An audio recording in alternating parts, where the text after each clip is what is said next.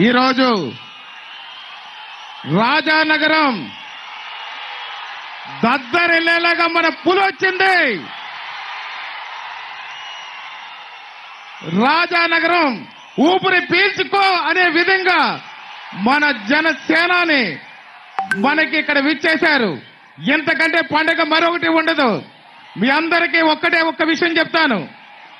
పవన్ కళ్యాణ్ గారు మనకి మొదటి అనౌన్స్మెంట్ లోనే మనకి సీట్ ఇచ్చి మనల్ని ఆశీర్వదించారు.